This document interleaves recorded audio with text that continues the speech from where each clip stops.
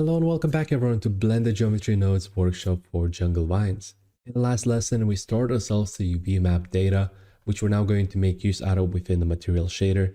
But before doing that, I'd like to explain a little bit in regards to the shaders, and I'd like to play a video introducing you to the shaders themselves.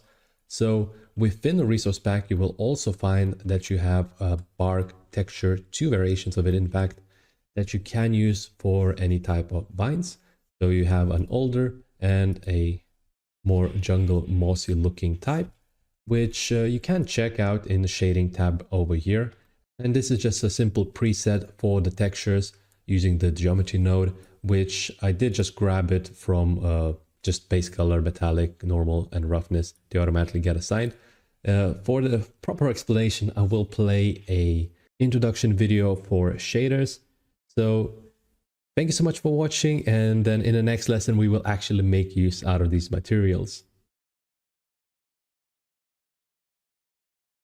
Welcome everyone to the Blender Shading and Texturing introduction. And you can see here within my scene I've actually brought in a few shaders just to kind of explain how they actually work. So first of all, what is an actual shader? A Blender shader is a type of material that can be applied to 3D models within Blender. Shaders define the way surface of objects appear under various lighting conditions, simulating a wide range of materials and effects such as metals, glass, plastics, wood, and more. Essentially, shaders tell Blender how to render the surface of an object based on its properties like color, transparency, shininess, texture, and reflection. So within Blender, we use actually a node-based system for creating and customizing shaders, particularly within its powerful rendering engines like Cycles and the newer Eevee Render engine. Now it's important to note that the actual shaders within Blender react differently to each of those shaders. So at the moment you can see that I've actually got this on Eevee, but the moment I put this to Cycles, these actual shaders, some of them at least, will react differently. So now you can see that our emission here that we had that was glowing doesn't glow anymore, and that's what happens typically in Blender Cycles. Also the glass now, we can actually see through the glass and see this is actually a glass shader. So it's important to know straight off the get-go that some shaders will work in Eevee and some in Cycles. Now next of all, we need to look at the different types of shaders within Blender. So some are created entirely in Blender through node systems, which we're going to look at in just 1 minute, and the others are created through textures. Generally, these will be PBR textures. Now, a PBR texture is a physically based rendered texture, and it's a texture map designed to mimic the way light interacts with surfaces in the real world, based on physically accurate models. These textures ensure that materials react to lighting conditions in a realistic manner, making them essential for creating lifelike 3D models and environments within Blender. So now enough of all the backstory on textures, let's actually go up then, and first of all we want to bring in an add-on. Now this add-on is inbuilt within Blender, in other words it comes with Blender. I wish they would actually turn this on as standard, but so far you have to actually enable it. But trust me when I say it's one of the best add-ons that Blender ever produced. So let's go up to Edit, and what we're going to do is come to Preferences. We're going to go over to Add-ons, and the add-on we want is called the Node Wrangler. So type in Node. Make sure the Node Wrangler is turned on, and then all you need to do is just close this down. Next of all, we're going to go over to our shading panel, which is this one over here. And then what we're going to do, we're going to click on this cube, which at the moment doesn't actually have a shader on it or any material. We know that because if we come over to the right hand side where our material panel is here, you can see this is completely empty. Also in the shader panel, you can also see if I zoom out, this is also completely empty. If you do happen to have a shader in here and then there's nothing in here, just zoom out as far as you can and then you'll find all of the nodes. Now what I'm going to do first of all is add in a new shader, and what we'll do is we'll double click it and we'll call it Wood, like so. And now you can see it's actually set something up within Blender, just a basic principled BSDF. Now this basically is the super node. It's where all of the texture maps will plug into. This is the main node that you will be using. Alright, so now what I want to do is I just want to click on this node, and what I'm going to do is I'm going to press Ctrl, Shift and T, and what then that will enable me to do is open up my actual computer file, and from there I just want to find my textures. So here are my textures that I'm going to use as an example, and you can see here we've got wood grain, and you can also check out what these actually look like by coming over to the right hand side here and clicking this on, and now you have a good idea of what these are actually going to look like. We can also make them larger as well if we need to, so you can see here at the moment the size is 128, and we can just bring that up to actually make them bigger and see exactly what textures they are. Now to bring them in, all I need to do is select the first one, shift select the last one so we've got them all selected, and click principled texture.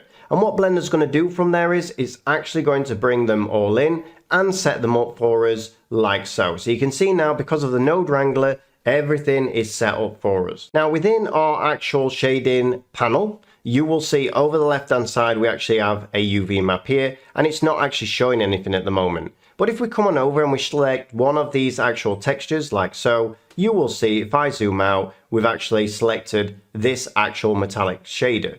I can also come down and select the roughness, for instance. I can select normal, or I can select the actual image texture like so. So just remember, if it's on the wrong one, it's probably because you've got one of the textures or the wrong texture actually selected, and I generally want to have it on the base color. Now with Blender 4 comes a new principled BSDF, and now a lot of the options are actually hidden behind these little tabs here. So emission, for instance, is now hidden behind here, so I can turn this up, as you can see, bring it down and change the color of it if I so want. So just remember that some of them might actually be hidden. Now because this is a basics video, we're just going to go through a few of the actual options that we normally get within our actual textures. So a PBR setup normally consists of a base color known as the albedo, or just a color map, a metallic map, a roughness map, and a normal map. There are no more maps, but they take a little bit of work to actually set them up within Blender, and this is a basics video, so we won't be going into those, but we will be going into those later on in the course. So the first one, which is the albedo map, it just defines the basic color of the material without any lighting or shading effects. It represents how the material looks under natural lighting.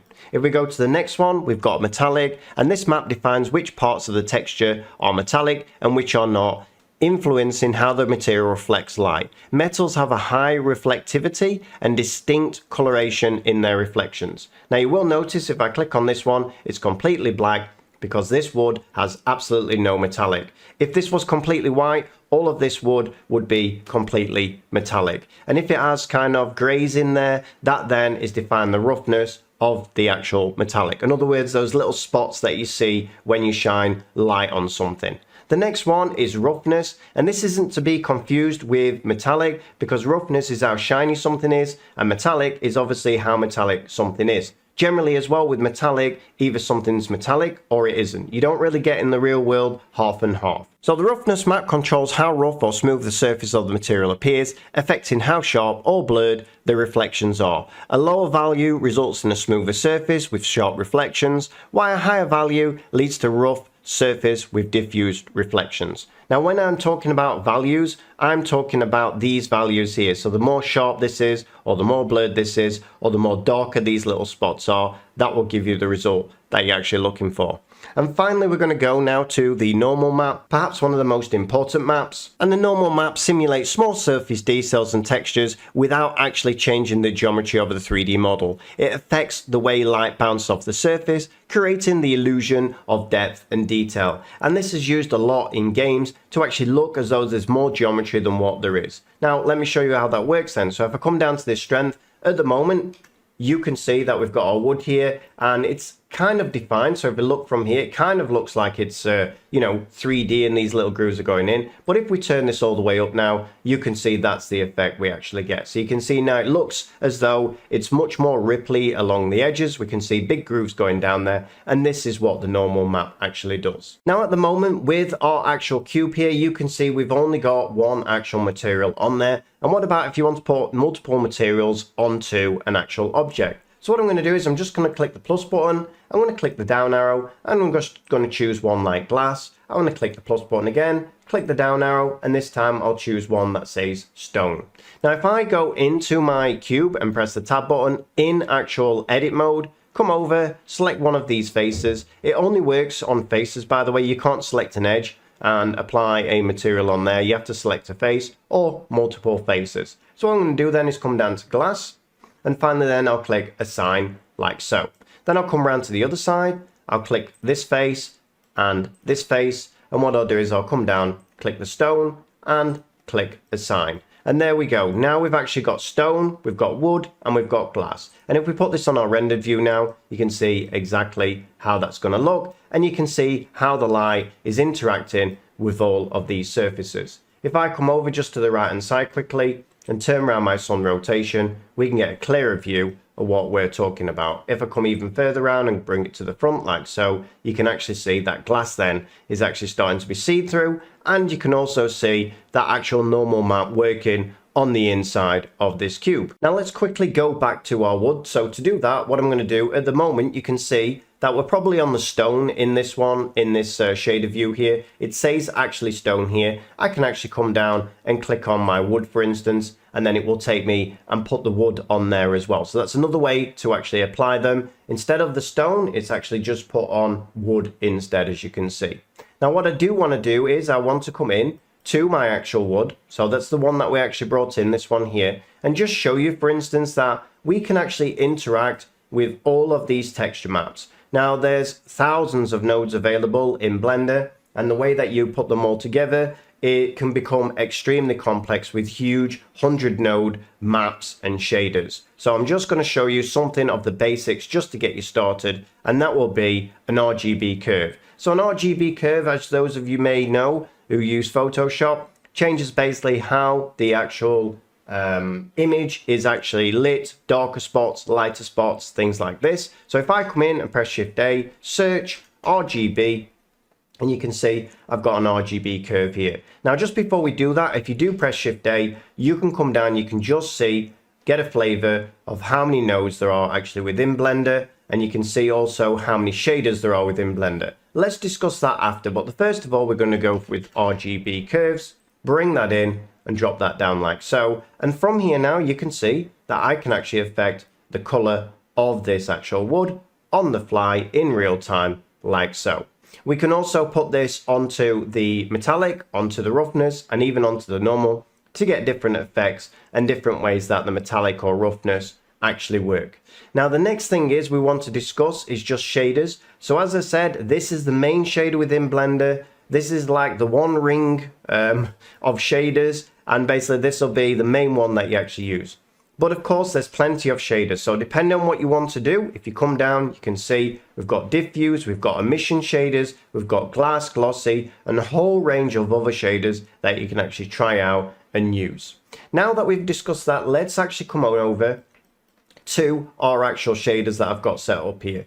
Now you can see with this glass one, it's just a very simple shader of glass and got some roughness on, and of course an IOR value. Next of all then we've got an emission shader, and you can see now this is using texture maps, and it's slightly more complex, and you can see how all of these things plug in. In other words, what I'm showing you is that shaders can be very, very simple or get to be very complex. So the next one is the metal, and you can see this gets even more complex. The next one's stone, and you can see again this is slightly more complex. And the final one is wood, and you can see things like this. So we can see that we've actually got some edge wear on this wood, and all of this is actually done within Blender, again with quite a big setup for the nodes. But it's unbelievable really what you can actually do with these shaders once you've actually got your head around how to set up the node systems. Now we really are just scratching the surface in this Blender shaders and texturing introduction, and even on the right hand side here you can see you've got all of these options as well to play around with,